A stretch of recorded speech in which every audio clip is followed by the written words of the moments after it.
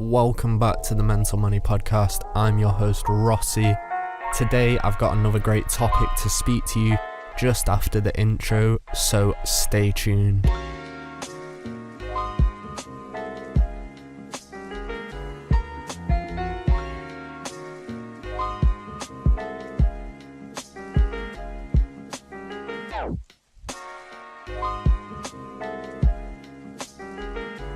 Lovely to have you back. Today's topic is a little bit sensitive, so if you have such triggers regarding suicide, I do recommend tuning into another episode from this podcast, because today we will be talking about Molly Russell, who was 14 years old and took her own life in 2017.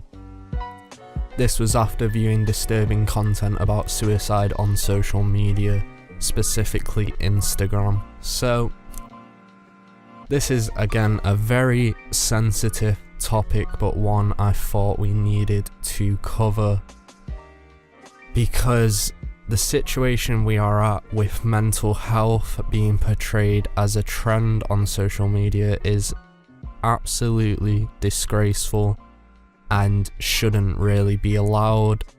I don't think it should be either sexualized or fantasized in any shape or form. I don't think that the internet does any good for especially younger people with their mental health, kind of turning it into almost a fashion trend. It's kind of trendy to have these issues. I just think the way these social medias allow young people to access the platform and every single corner of the platform is wrong. I know on Facebook you have to be 13 to sign up. I don't know the ages of the other social medias, but what I do know is that, because I follow some pages on Instagram that could be seen as quite dark and depressing, but as someone who has experience with those things, I wouldn't let that kind of affect me in that way. But for a younger mind to look at it with open eyes is kind of, when they're new to all these things, it can be very misleading, and the posts can make it seem like it's a cool thing to do, specifically the self-harming and fantasizing it all and making it seem like it's a real community-driven thing, because self-harming rates are increased with users of the internet sites such as Instagram and Pinterest. That was a statistic recently taken, that the rates of people who self-harm are massively increased with the users of internet sites such as Instagram and Pinterest. So that plays into the whole kind of story of Molly Russell, which is a horrible thing to have happened to such a young person. I've seen the news report and I think it's absolutely disgusting that Instagram and Pinterest kind of allow these things to happen, and I kind of think that, should we be allowing this content to be viewed by young people, or do we need more measures in place to stop them viewing this content, or should we educate them on the stuff that they might see? I know there's a lot there, but I wanted to go into it a little bit because these are the questions that are being asked at the moment, and I wanted to give my kind of view on it. And I think really it is the job of Instagram and such social medias to constrict the content. I think there should be some sort of check on age and stuff like that. Maybe you send in a picture of your ID, like you do have to do if you're buying something that's 18 plus online. With some places you have to send a picture of your ID to the company and they will cross-check that to make sure, or that there is some kind of age check system in place. And I think that should be put across all social medias, that we aren't posting this stuff to younger people and letting them see this very mature and very explicit content online, because it's cases like Molly Russell that really kind of open the eyes to the public, but by then it's too late for someone like her. But it doesn't have to be too late for the next person. That really we can do more as a society to keep our young people safe, and that we can do more to educate them on mental health, that it isn't a fashion, that it isn't a trend, that it isn't cool, that it isn't all what it seems it is, that you aren't quirky because you have certain issues. Many of these things are things that kids kind of idolize in elders, do you know what I mean, and things that they're going to become. So I don't want that for the generations coming up. I wouldn't want my kids looking at the content I would be allowed to look at my age.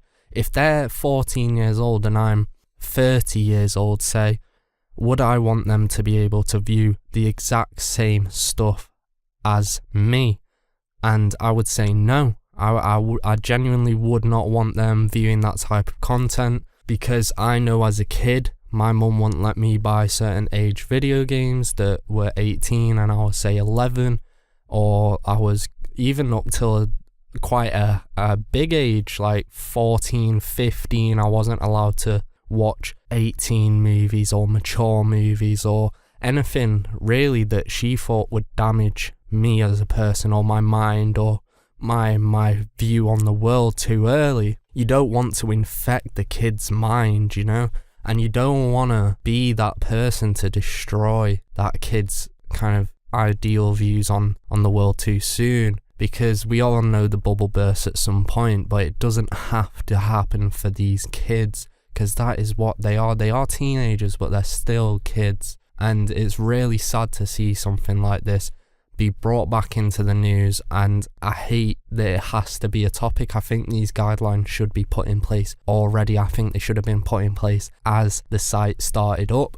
I don't want to see it happen again, because it is such a horrible thing. I know from my attempts of suicide and other people's attempts of suicide what that really can do to a person on the other end of it, not the receiving end, kind of the outside people, say the family, the friends. I know what that can do to people. No one should really have to go through it. Unfortunately, their parents now are having to push this kind of campaign for these sites to clamp down on the content, because it is being proven to be quite harmful to these young people's minds. The way it can affect you is that you may not have had a mental health issue before, but viewing all this content that kind of puts it to a trendy way, you'll start to enact what they are doing on the page to try and fit in with the trend, which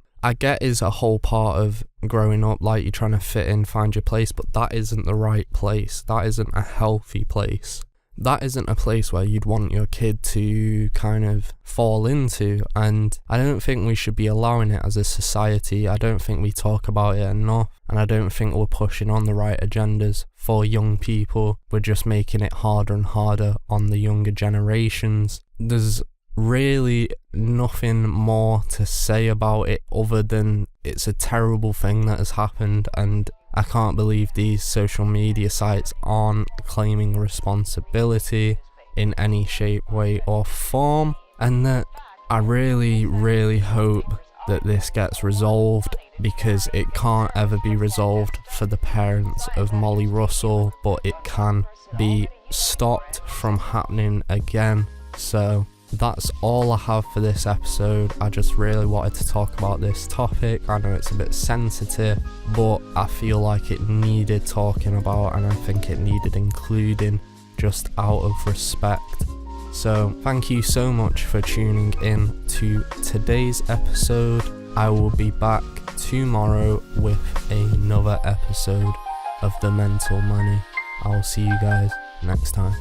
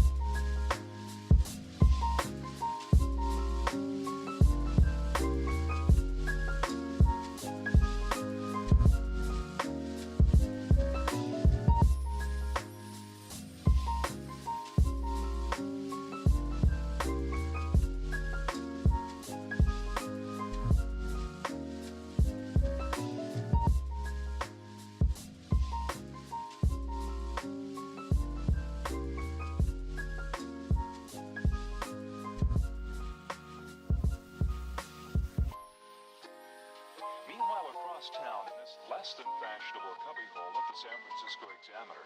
These editors are programming today's copy of the paper into that same Ohio computer. When the telephone connection between these two terminals is made, the newest form of